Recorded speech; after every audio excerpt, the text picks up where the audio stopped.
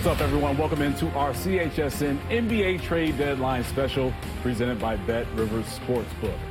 Welcome into the Chicago Sports Net Studios. I'm Cam Smith alongside 15-year NBA vet and former Chicago Bull Kendall Gill. And we have Bulls CHSN insider Casey Johnson. So we're coming with the All-Stars in this one to get you set up for the NBA Trade Deadline, which it is 2 o'clock Central Time. So that means no more deals, right? Everything is done for the NBA. The deadline has expired in the league. So Casey, you know, it's one of these situations where he has his phone in his hand. Yeah, he's working. So that's just a disclaimer for everybody, because if you see KC just on his phone, he's working. And you know the KC can. Look like he just got some last bit of information. No, what I will say is, as we know, there can be last-minute deals because the trade calls line up and it can get log-jammed in the league. So there can be things like, we agree on terms, but we got to wait and call it in.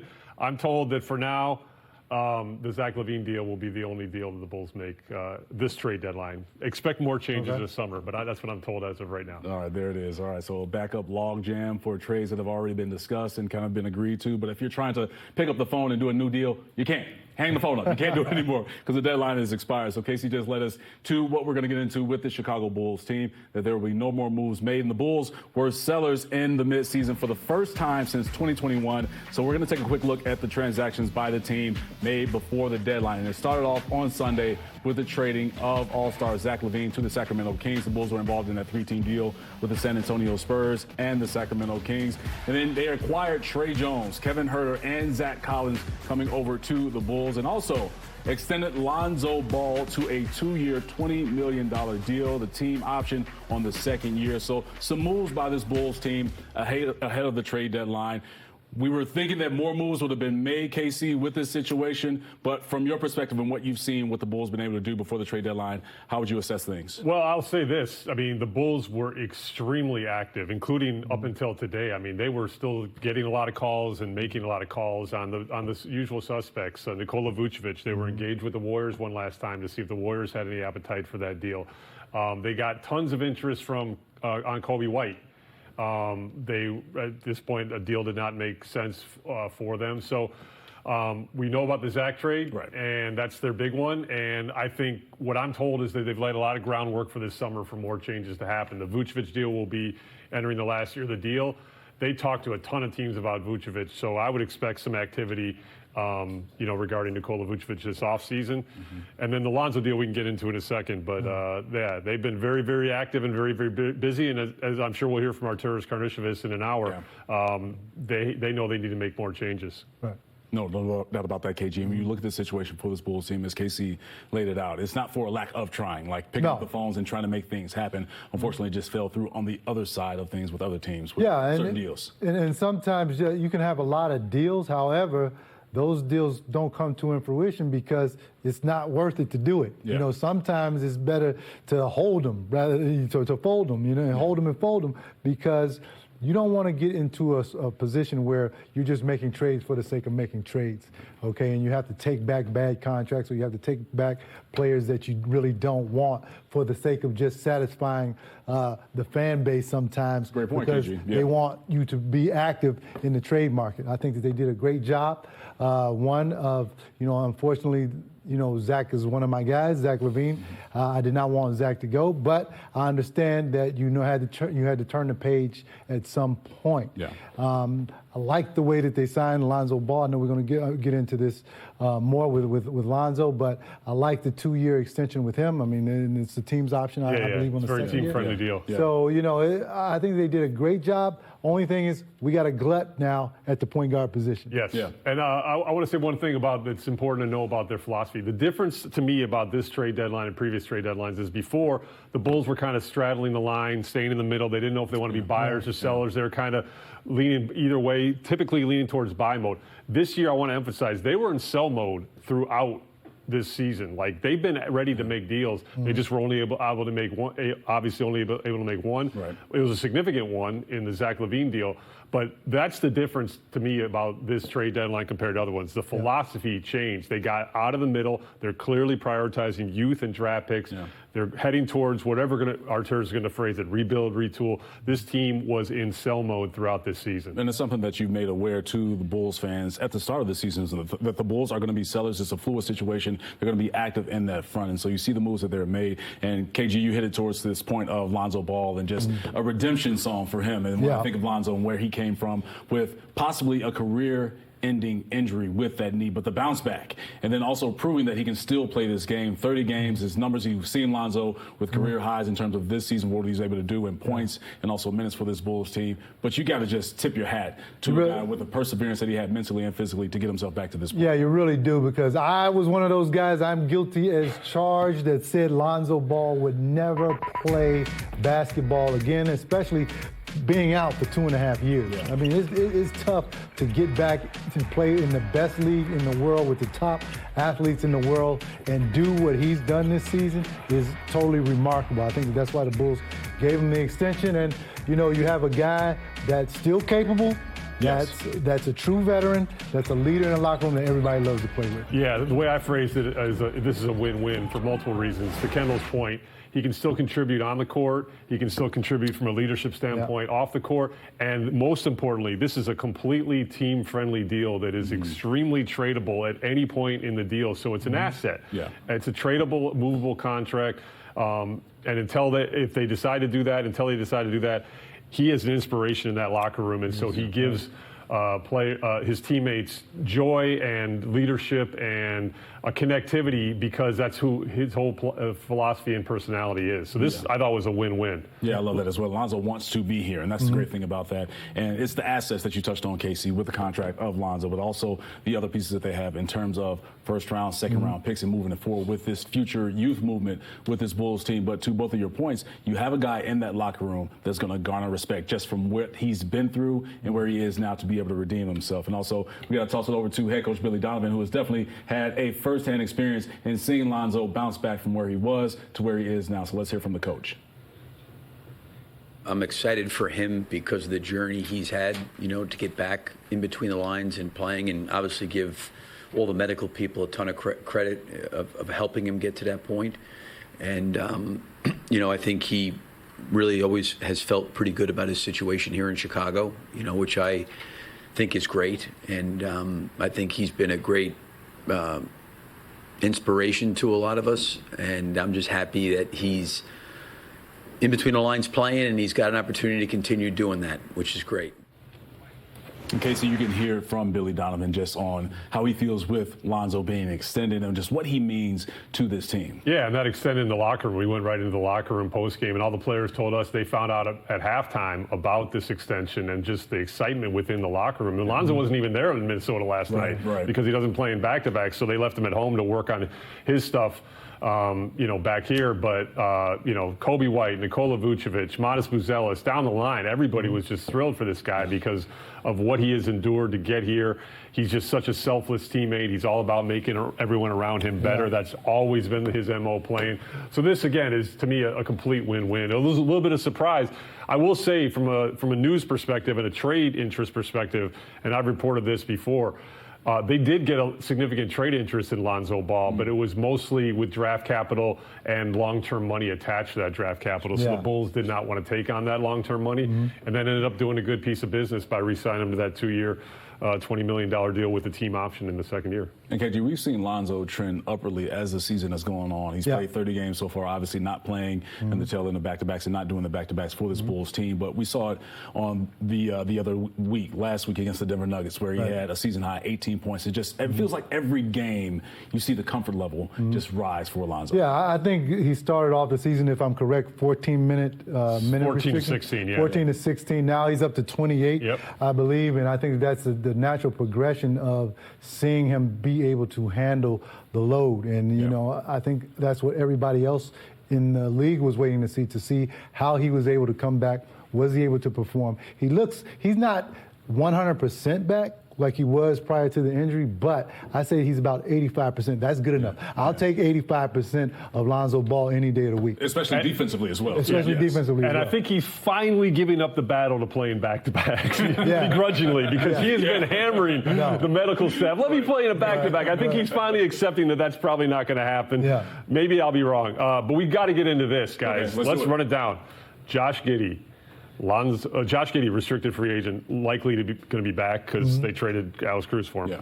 Lonzo Ball, Coby White under contract, 𝗦cie𝗰𝗶 under contract. Javon Carter's picking up that player Oh, he option. definitely is, yeah. Trey Jones, I've heard not only is going to stick past the deadline, they already have had maybe some internal talks about extending him.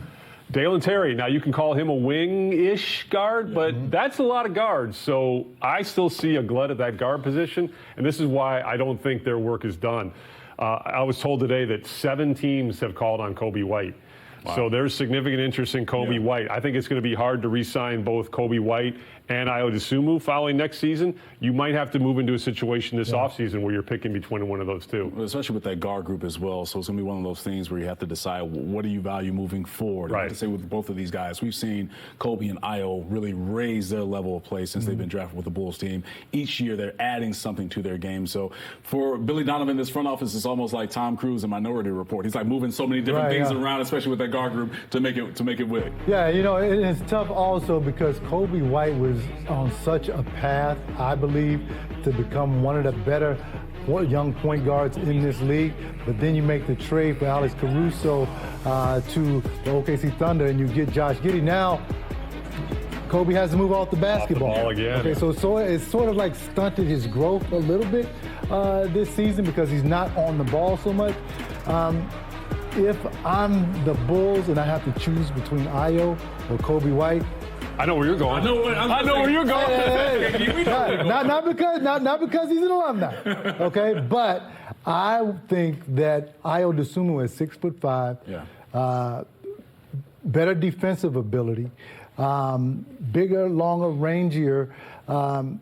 He has the more upside, and I think Coby White has the better trade value because his ability to score the basketball and play 2 positions. Well, those are good points. And the other thing I would say, this gets into the crux of the matter. What are you doing with Josh Giddey? Because you have traded Alex Caruso for him. Yes. From my seat, what you absolutely have to do is play hardball with him this summer in terms of his restricted free agency status. Like, if you want more than this number, go get an offer sheet. And you have to be prepared, this is my opinion, internally to let him walk if there's an offer sheet that is too rich. Because you have Coby White and 𝗦cie𝗰𝗶. If Josh Giddey is back, then I agree with you. I think Coby White would bring more value back. I'd hate to see him go both on a personal and professional level. Me too. But, I mean, at some point, you've got to decide on these guards, right? And, you do. Yeah. So now if Josh Giddey decides to walk, now you retain both of them. Am I correct? Yes. Coby White? Yes. Yeah, I can see it. I can see that happening. Yeah. All I know is that Io's not leaving on Kendall's watch. That's I hope not. ILL. That's a line I love right there from KG to 𝗦cie𝗰𝗶. All right, we're going to take our first break on our NBA trade deadline special right here on the Chicago Sports Network. Look, when we come back, we're talking Zach LaVine because, of course, that was the first domino for this Bulls team before the trade deadline. And then check in on Nikola Vucevic because there were talks of him possibly being moved, but some deals fell through. We'll have that for you when we return. Stay with us. Welcome back, everybody, to our CHSN NBA Trade Deadline special presented by Bet Rivers Sportsbook. I'm your host, Camron Smith, holding things down with my guys, Kendall Gill and Bulls insider K.C. Johnson. If you don't have the K.C. Johnson alerts on, you should have done it maybe a few days ago, a while ago, because he's always breaking news and keeping us up to date with everything. Guys, we teased before we went to break on Zach LaVine, Nikola Vucevic. We're going to start things with Zach LaVine because that was the first domino for this Bulls team before the NBA trade deadline expired, and that happened on February 2nd on Sunday. So the particulars of that deal, when it comes to Zach and that 3-team deal, you're looking at him moving towards the Sacramento Kings, and you see what the Bulls are able to get back in place of that. One of the things, in my opinion, which was great in this deal for the Bulls, was getting that top 10 pick back, from the San Antonio Spurs. So that's the 3-team look of what happened with that. KC, when you have a guy in Zach LaVine that have been in the rumors of being traded for the past couple of seasons, 8 seasons in Chicago, 2-time All-Star here with this Bulls team, and he moves on to a different situation in Sacramento. How do you assess what the Bulls were able to get back in return? Well, I'm glad you brought up the draft pick, Cam, because what needs to be explained about that is not only did they get control of their 2025 draft pick, but if they had not made this deal and then just played poorly the rest of the season to keep control of that 2025 pick, then they still would have owed that pick next season to the Spurs. Now they have control of all their draft picks, so they have a lot of flexibility with their draft capital. Look, Zach, to me, the dominant theme of this season was Zach LaVine being a player at peace. Yeah. And he was at peace whether he stayed here past the deadline or whether he moved on. I had the pleasure of briefly talking to Zach after the trade before his debut with the Kings last night.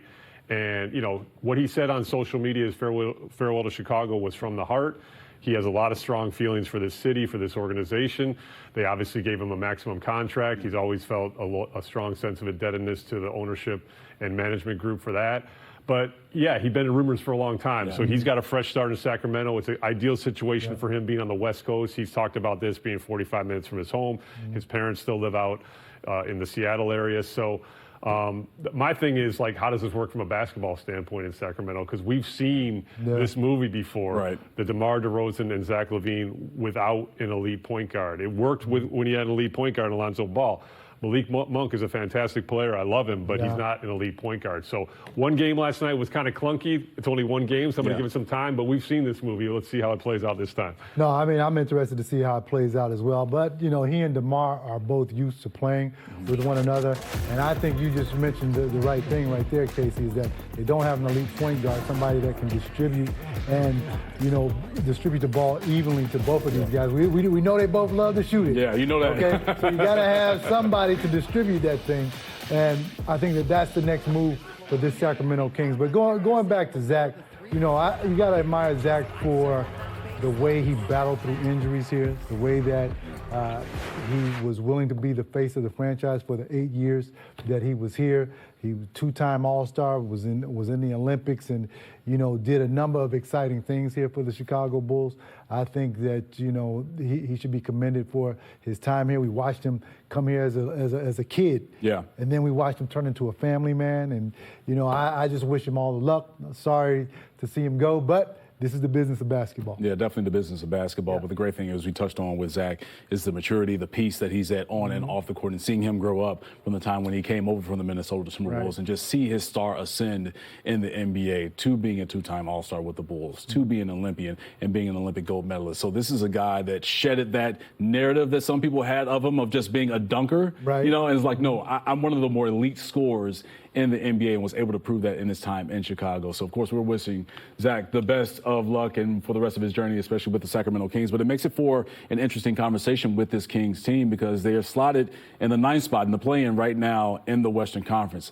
Without that elite point guard, or at least a point guard of substance, how do we envision this situation working with Sacramento and what's ahead of this team with interim head coach Doug Christie? Well, I think that they are going to do just fine simply because now you have 3 elite scorers, also Malik Monk, who's not an elite scorer, but a guy who's capable of giving you 30 on a night. But when you got a big guy like Sabonis and you got DeMar and Zach there, you got a lot of firepower to work with. So I think that they will do well. But they gave up how many to Orlando last night at home? The defense is always a question. Defense optional. 130 to be exact. But it was in the 130. I just know it was 130 or 132. But let me tell you, as a guy that's been on a team where we've brought guys in that we've traded for, the first couple games are always I know. I'm not having fun. I know you're having fun, but it's funky. First couple games are always just write those off. For sure. Just write those off. Let's see what they look like in about 3 or 4 games. And you're going to see that for a lot of teams as they get with their new teams, new players, obviously situations, chemistry issues possibly there, just trying to work out the kinks of new situations and new faces and new places. You're going to see it with the Bulls. Yeah, exactly. Yeah, you got 3 new guys. I'm not sure all of them are going to be in the rotation right away. In fact, Billy Donovan seemed to indicate last night in Minnesota with his remarks to us that it's probably going to be a little bit of a process for those guys. But you've got 3 new guys making their debut tomorrow. So that's another thing, especially for a guy in Billy Donovan who's been playing 10, 11 guys deep. So there's going to be some assimilation and chemistry stuff for the Bulls, too, now that they have 3 new players. Now, we saw the Zach LaVine trade happen on Sunday, February 2nd, and we were thinking, Casey, okay, the Bulls are moving forward. The new era in terms of where they're going, future, younger, is trending that way. We were expecting the next domino to fall with Nikola Vucevic. And I don't want to overspeak here, but you said things are still logjam. But No. Nico is going to still be a Chicago Bull, so he's still in that uniform. What does this mean for him and what his future looks like with this team? Do you think that they possibly do something in the offseason? Obviously, he's going to be in that Bulls uniform for the remaining 30 or 31 more games that we have for the rest of the season. I think there'll definitely be talks this offseason. Whether they can find common ground on a deal, I can't predict. I don't know the landscape this summer, but we all know there's two historical times for deals to be significant deals to be made: trade deadline and offseason, right? So I personally think Vooch. He handled this really well. I will say it definitely wore on him a little bit down the stretch, just because it was like momentum one day, no momentum the next. They definitely were talking to several teams. The Warriors were the most prominent, but the Warriors obviously had bigger designs. First, they're going after Kevin Durant, then they shifted to Jimmy Butler. They landed Butler. Even after landing Butler, they had expiring contracts to make this work. But I was told late this morning, like in the 11, 12 o'clock hour, that there's no momentum on talks with the Warriors. So Bulls have done a lot of groundwork for this summer, and I would expect talks to continue this offseason. Yeah, when you look at that big three of what was with Nikola Vucevic and DeMar DeRozan Last and one Zach standing. LaVine. Yeah, for sure. It feels like that final episode of The Fresh Prince where Will is in the living room and all the furniture is gone and just like kind of looking around like, where did everybody go? That's what I feel with Vooch. So let's hear from Vooch in terms of his thoughts on the big three that was and what the situation is now. Yeah, no, I never really put so much thought into it.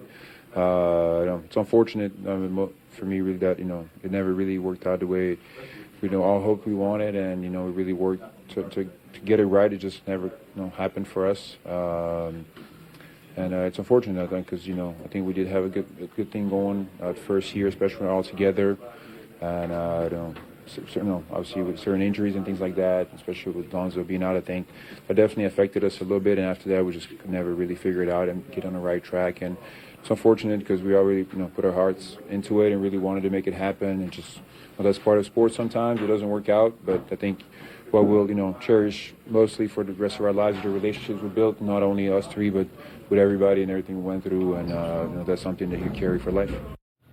KG, I love that perspective from Vooch on that sound there. Just, what they had, obviously, the bonds that they built off of the court as well is going to be lifelong. No, it's going to be lifelong. I mean, I still have lifelong friends that I'm going to have forever because of my NBA experience. But when Vooch says, he hasn't put much thought into it, when a player tells you that, that means they've been thinking about it. Okay? I can tell you haven't been there, okay? You're constantly, anytime you hear your name mentioned in trade rumors, you are constantly thinking about, I got to move my family, I got to relocate. What team am I going to be on? But how does that play in your psyche when you have upcoming games and matchups and try and compartmentalize that to get ready for your game? Yeah, it plays a lot in your psyche. You're not able to play 100%. I mean, because your mind is not totally there. You're thinking about the next team or the next city that I'm going to be in. It's very difficult, and it's probably one of the hardest things you have to do or deal with as a player is deal with trade rumors. And to your point, I talked to Vooch about this. He's been traded before, twice. So he gets the business of basketball from a personal standpoint. Right. But he's got a young family now. He wanted clarity. He wanted to know. He was getting anxious on the stretch, mostly for his family's sake, right? Yeah, that's the real stuff. You know that as well as anybody. That's real life. That's real stuff. Yeah, so 100%. He knows he's here now. He can get back to playing basketball. He's told me many times this season he's been rejuvenated by the young players on this team. He's kind of the sole veteran now, and we're joking he's the last man standing. He is. Yeah. So I expect him to have a strong close to this season, and then we'll revisit this in the offseason. Yeah, career best shooting numbers from Vooch from three and also from the field. He's just been a guy that I call double-double Vooch, just because that's what you expect with him, and he's proven that throughout his time in the NBA, but especially in that Bulls uniform. So he is remaining with the Chicago Bulls, but some other names are not remaining with their previous teams. We'll get into that on the other side of the break, because a lot went down this year with the NBA trade deadline. Welcome back in, everybody, to the CHSN NBA Trade Deadline Special presented by Bet Rivers Sportsbook. Cam Smith alongside 15-year NBA vet and former Chicago Bull Kendall Gill. And yes, we're running the two-man game now because 𝗚cie Johnson, the great 𝗚cie Johnson, is headed over to the Advocate Center to get prepared for the 𝗚tože 𝗚tože 𝗚cie is the hardest working man at CHSN. I just want to know when he sleeps. You and David Hall, you guys are all right there in the running. That's true. But, I'll give it up to David and 𝗚cie. Those guys guys got it for sure. But Casey, we'll hear from him a little later on as he gets prepared for the press conference for Bulls Executive Vice President 𝗦cie𝗰𝗶𝗹 when you look at this thing, KG, and we talked about the Bulls' moves ahead of the trade deadline, but man, it was just one of the many moves that we've seen this NBA trade deadline. So we're going to go over everything, and we're going to start with the former Chicago Bull and Jimmy Butler packing up his bags and heading west to the Golden State Warriors. Boy, listen, I don't know how you force your way out of Miami, but Jimmy Butler somehow did it. And got rewarded too with the contract as well. With the contract you force your way out of Miami and get rewarded with two years, $121 million. Yes. So you're making $60.5 million a year for wanting to get out of Miami. My goodness. What's the formula? How can I do that? I don't know, man. Look, we got to get the blueprint from Jimmy at some point. Yeah. But, he's working with a different situation. We try to do that, and it might be a different situation, right? But listen, Jimmy has turned himself into a great basketball player. Yeah. You can question all of his off-the-court antics and, his relationships with his former teams, but he is a very capable basketball player. I think that he is going to rejuvenate the Golden State Warriors, put them in a position to compete once again, because now you got a guy who wants to prove something. Yeah. And Jimmy is always good the first couple of years he's with a franchise. Always. That's probably why they gave him a 2-year deal. Okay? And now I think that they have a 2-year window with Steph Curry, Draymond Green, and now Jimmy Butler. I think that that's a trio that can work. And I believe Jimmy's contract aligns with Stephen Curry's contract as well. So like you said, that 2-year window for the Warriors, they got to make something happen. And when I say something happen, meaning NBA championship, something happen. True. But here's the caveat. What's going to happen, and I mentioned this last night on the show, when Draymond Green and Jimmy Butler butt heads, will they be able to work it out? Yeah. That's the only thing I'd be That's a worried great about question. this transaction. All right, man. Just make sure no cameras are around when Right. it happens, because we don't need Exactly. any more leaked footage, because we know what happened with previous leaked footage when it comes to Draymond Green being involved in the situation internally with practice. All right, now, that was one of the bigger moves, but the biggest move that we saw this NBA trade deadline was Luka Doncic being traded to the Dallas Mavericks for Anthony Davis, Max Christie, and of course that first-round pick for the Lakers in 2029. So it's a 3-team deal that involved the Utah Jazz as well. But Kendall, when I saw the news, I didn't believe the news. But you have a situation where Dallas decided to move off of one of the more dynamic players, not even just in the game today, but one we've seen in the past maybe like 25 years with Luka, when you look how great he is. No, right. I mean, especially at 25 years old. I couldn't believe it either when my wife called me. I was in the car on my way to pick up my son on Lakeshore Drive, and I thought she was joking. However, it was true. And here's the thing. This Luka Doncic led your team to the championship last year. Yes. The finals. The Dallas Mavericks have to know something that we don't know. And that's the only way you make a move like this, okay? The guy's 25 years old. He at least has 10 years left in him, to be a top-level player. I don't know whether they didn't want to play the Supermax contract that he was due. I think it was $300+ million for that contract. I don't know whether they were worried about his conditioning, whether his injury history would not let him be a top player. Maybe they were worried about that. Also, defensively, we know Nikola Vucevic is not Michael Jordan on the court, okay? We know he's not going to make any all-defensive teams. Right. So what you do, you trade for Anthony Davis, who's been having an all-NBA type season as well, averaging 26 and 11. He actually gives you a chance to win it now, especially if you can keep him healthy with a Kyrie Irving. The only way that this trade works is if they get into the finals or they win it.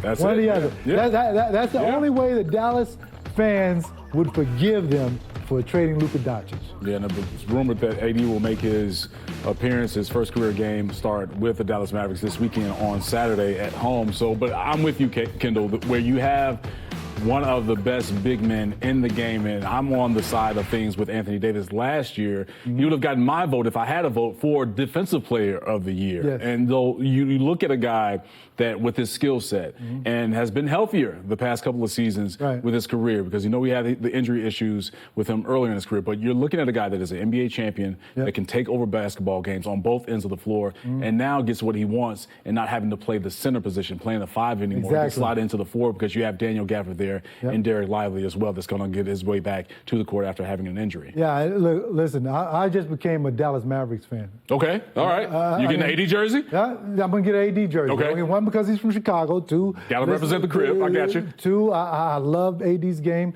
ever since he went to Kentucky. And I think what he brings to this Dallas Mavericks team, and you just mentioned with Daniel Gafford, you bring in two big guys that are defensively conscious. They really like to play defense, and they're effective. Also, with his scoring ability, AD is going to give you 26 a game. Okay, Kyrie is going to give you. Kyrie's offensive production may even go up now that he's going to be the exclusive ball handler on this team. I actually like this move for the Dallas Mavericks. I know it's unpopular, but I love what they have done, and I love that they had the guts to pull the trigger. Yeah, that's a shout out to GM Nico Harrison of the Dallas Mavericks, who has those close ties with Anthony Davis during his time as one of the executives for Nike basketball. But I'm with you, Kendall. I think with this Dallas Mavericks team, it's going to take some time for fans to get over just the sting of Luka being moved off. But what helps is when you win ball games and you can get back to the NBA Finals or win that NBA championship. So winning cures everything. Yeah, it definitely does. All right, we're going to take another break here on our CHSN NBA Trade Deadline Special presented by BetRivers Sportsbook. We're going to get into the Eastern Conference because a lot of movement in the East that could change some things in terms of those standings in the playoffs and play-in. Welcome back, everybody, to the Chicago Sports Network NBA Trade Deadline Special presented by BetRivers Sportsbook. Cam Smith back with my man Kendall Gill, 15-year NBA pro, 5th overall pick in the 1990 NBA draft. And KG, we've been unpacking everything when it comes to what we've seen from the NBA trade deadline. It is expired. It expired at 2 p.m. Central Time when we started our show. But we talked about the Western Conference, just all the movement there and the seismic movement in the West when it comes to certain players. But there was also some movement in the East as well. Some teams gearing up to try and compete against some of the upper echelon teams in the East. And it starts with the Milwaukee Bucks trying to get themselves back into a position of getting back to the NBA Finals or winning that championship. And they decided to move off of NBA champion Chris Middleton, won that title with Giannis in the Bucks back in 2021. They trade for Kyle Kuzma, bringing him over from the Washington Wizards. So I know Kyle Kuzma's like, look, thank you for rescuing me from basketball hell in Washington. Yeah, exactly. And Kyle Kuzma is a very capable, younger version of Chris Middleton, has won a championship. And, you know, as Brandon was saying, that he gives you an opportunity to run the floor. Yeah. Because of he's younger, you can see him right here getting out on the fast break. You pair him with Giannis Antetokounmpo, Dame Lillard. You add some of that young speed and youthfulness and exuberance. Now that's good for the mix that Milwaukee has. Milwaukee started the season off slow, but has gotten it together, won the Emirates Cup. I think they're trending in the right direction. I'm with you, KG. You've seen the Bucks team with their struggles that they had last year. They found out the recipe for success. You got to credit head coach Doc Rivers for getting them right back on track because the start of the season, it was looking really shaky with this Bucks team. But they found their stride. As you mentioned, they won the Emirates Cup this season. But looking at them defensively, it helps them out in a number of ways. Because now you can slot Giannis into that 5 position with Kuzma playing the 4, obviously with Dame out there, and throw maybe an Andre Jackson in, a couple of guys defensively that can make things tougher for opponents. So this is one of the reasons why I like that move, because it gives them versatility when it comes to guarding the perimeter. Exactly, versatility, and you're going to need in the Eastern Conference, you're going to need bigger wing players to deal with the Jaylen Browns, to deal with the Jason Tatums. And if you can do that and have all of your bases covered at every position, now you're cooking with grease. All right, man. Speaking of cooking with grease, look, the Atlanta Hawks and the Cleveland Cavaliers were trying to cook with grease. At least one team was. When it came to the Cleveland Cavaliers, because they made themselves a trade to, again, gear up to face off against the Boston Celtics, the New York Knicks. It feels like with Milwaukee and also Cleveland, they're trying to stockpile that 4 position, especially defensively, to slow those 2 teams down that I mentioned in Boston and New York. But DeAndre Hunter packing his bags, staying in the East, but going to the Cleveland Cavaliers, and in return, the Atlanta Hawks get Karis LeVert, Georges Niang, and 3 second-round picks and 2 swaps. But from the Cavs perspective, Kendall, record-wise and also possibly play-wise, this has been the best team in the NBA, and they get better with the addition of DeAndre Hunter. Yeah, and you can tell they're going for it because you give up 2 good players in Karis LeVert and Niang. Yeah. Okay, also you give up a couple of draft picks. DeAndre Hunter is a very capable wing player, can score it, can defend. So that's why they gave up so much just for DeAndre Hunter. I mean, I think that the Cavs are going for it now as well, much like the Dallas Mavericks are doing. They're going all in.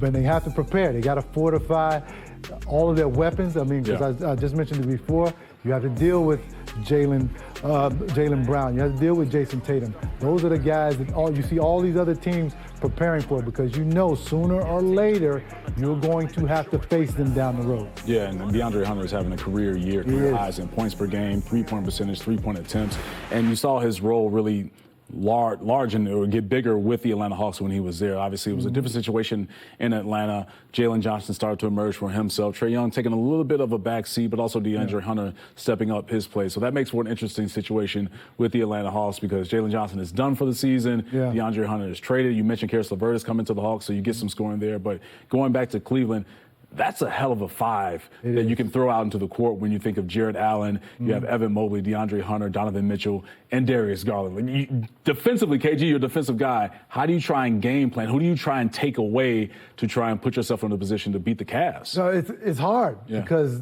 not only do you have a great all-star tandem at the guard position, you got a very big front court as well. And now you add Hunter to the mix. I mean, they like I said before, they are covering all their bases. All these guys can score. All these guys can defend. And, they've been the hottest team, in my opinion, in the league this year, aside from the OKC Thunder. I think that I'm counting on a battle between the Boston Celtics and the Cleveland Cavaliers in the Eastern Conference Finals. I know the New York Knicks are right there. But I'm picking the Boston Celtics and the Cleveland Cavaliers. Well, I'm looking at that Cavs team as well. Can switch 1 through 5. It's a dangerous situation, but also makes for a lot of drama-filled basketball, hopefully, in the playoffs that we can get. All right, we're going to take another break here on our CHSN NBA Trade Deadline special. When we come back, we're going to run it back to this Bulls roster and look at it post-trade deadline. Welcome back, everybody, to the Chicago Sports Network for our NBA Trade Deadline special presented by Bet Rivers Sportsbook. Cam Smith with my teammate Kendall Gill, 15-year NBA pro. And KG, we've unpacked so much with this NBA trade deadline over in the Western Conference, over in the East. We started with the Chicago Bulls team and then with the moves that they were able to make. So let's look at this Bulls team and the roster post-trade deadline and look at when it comes to groups and position-wise. So let's start things off when you look at the front court for this Bulls team. You have Nikola Vucevic, who was not moved. He will stay and remain a Chicago Bull, at least for our knowledge, for the remainder of the season. We know that, but also could possibly be moved off of on the offseason. But when you see this front court, KG, what comes to mind? Well, I think you got more athletic, younger and athletic with Zach Collins. He's a very capable low post player. Defensively, he's very athletic at 6'11", 7 foot. He brings, I believe, he fortifies you on the defensive end. 𝗏 Bucelis, of course, we've known 𝗏 Bucelis now has all of the intangibles to be a star in this league. He's shown that over the past 2 games that when you give him significant minutes, he is going to give you dividends. Love Jalen Smith coming off of the bench. He's the prototypical guy to come off of the bench, give you that can stretch the floor for you, that can guard the rim, also can give you some points scored in the lane. Julian Phillips, love the way that he's progressed this year as well. Added the three-point ball, especially from the corners, to his game. And of course, Nikola Vucevic is going to continue to be a double-double machine. Patrick Williams, love the way that Patrick has been coming off of the bench. He's a new man. A new man, and been productive. Of course, THT, he's, can we call him a poor man's Vinnie Johnson? Yeah, let's do that. Let's do that for THT. Similar body types a little bit, probably, broad shoulders, He's up in there. And of course, Dalen Terry has improved this season. And, I think that the Bulls have done a really good job of acquiring assets. Yes. We know that there are more moves to be made in the summer, so we'll see what happens. All right, we'll definitely see what happens when it comes to this Bulls backcourt. So let's take a look at the Bulls backcourt as it currently stands now, because some interesting decisions lay ahead for this Bulls team in the offseason. But we touched on Lonzo Ball signing that 2-year extension with his team for $20 million. Very team-friendly, as we had CHSN Bulls insider Casey Johnson in. But you see, when I see this group, especially when it comes to Ion Coby White, you see growth with this group. And you think about the additions of Kevin Huerter, a shooter in that 3-team deal for Zach LaVine, and Trey Jones, who could start for NBA teams at that point guard position. No, he really can. He's actually one of the better backup point guards in the league. And Huerter, who gave the Bulls a lot of problems when he was with the Atlanta Hawks, he did. Also with Sacramento as well. Guy can really shoot the basketball. Now, Javon Carter continuing to play well in his role off of the bench. And you look at this, you look at the Bulls backcourt. Okay, we got a logjam at point guard. So it's going to be hard to get minutes as the exclusive ball handler, but Billy has to figure that out. But if you look at all these guys, all team-friendly contracts. Yes, yes. So all assets here. So you don't know who's going to be here. But like I said, you know, AK and those guys, they have a lot of decisions to make. Yeah. And as I said before, we will see what happens. We definitely will see what happens and hear from Bulls Executive Vice President 𝗗𝗏 on the other side of the break. So make sure you keep it live on the Chicago Sports Network for our NBA Trade Deadline Special. Welcome back, everybody, to our CHSN NBA Trade Deadline Special presented by BetRivers Sportsbook. And Kendall Gill, there's been a lot of shakeup, as we've seen throughout the past few days and almost weeks of the NBA season. So let's look at things around the league from a betting perspective when it comes to the odds for the NBA championship. And you see the favorite right there, the Boston Celtics at 225, actually tied with OKC Thunder as the favorites there. The Cleveland Cavaliers, if you're feeling, you know, like the Cavs, especially with the move of DeAndre Hunter, plus 700, put some money down on them. But you have more value if you throw something on the New York Knicks or maybe even the Los Angeles Lakers, KG. Yeah, how about the Chicago Bulls? Look at that. Can I throw some money on them? You know what? What did Kevin Garnett say? Anything's possible? Let's just relax on that. I want to throw some money on the Bulls. If you throw something on, just a few dollars. Please don't bet your house. Right. Don't do that. But listen, I like the Boston Celtics. I like the Cleveland Cavaliers. Those are the two teams that I really like. Outside shot, the Dallas Mavericks as well. They were not up there, but I like the move that they made. The Lakers were there as well, but it's going to be hard for LeBron James to get off the basketball. That's why I'm curious to see, Kendall. Luka Doncic, he commands the basketball. That's how he scores most of his points. Yeah. You know, and that's what LeBron does. I think it's a little bit of duplication with this trade. And it also, now, I understand it long term because Luka's 25. The Lakers always have a superstar. He's the next guy after LeBron. So maybe Luka plays off the ball. Yeah, it's going to be some sort of passing the torch at some point over in L.A. But for me, when you look at another move that the Lakers made before the trade deadline and trading Dalton Connect, a shooter that can help space the floor, rookie as well, you trade him to Charlotte, and he's a part of a deal that involves center Mark Williams, a guy that... which made the Lakers better. Yeah, definitely, because they need a center that is defensive and also can score and catch those lobs. So trying to get themselves ready for when that torch is passed. We've seen Luka have success with Daniel Gafford and Derek Lively when it comes to pick and rolls and those alley-oops. All right, we're going to take another break here on our CHSN NBA Trade Deadline Special. I know that I have been teasing this, but we will go to the Advocate Center and hear from Bulls Executive Vice President 𝗗𝗏 on what the moves were made for the Chicago Bulls before the trade deadline and then also the state of the team. Welcome back, everyone, to the CHSN NBA Trade Deadline Special presented by BetRivers Sportsbook. Cam Smith with 15-year NBA pro and former Chicago Bull Kendall Gill and KG. We unpacked so much on our hour-and-a-half show, and we still have a little more to come because shortly we're going to head out to the Advocate Center just across the street to hear from Bulls Executive Vice President 𝗗𝗏. When you think about the Bulls' moves before the trade deadline, the current team, where it is intact, what are you looking to hear from 𝗗𝗏 when it comes to this team? Well, of course, we all want to know the direction and his line of thinking, you know, why he made the Zach LaVine trade, what are his plans for specifically Trey Jones, who we just talked about is one of the better backup point guards in this league, and how the franchise is going to move forward with so many point guards in the same, with so many players in the same position at point guard. I'd like to hear that. Also, would like to hear what he thinks about the draft, the top players in the draft. Where does he think the Bulls might fall?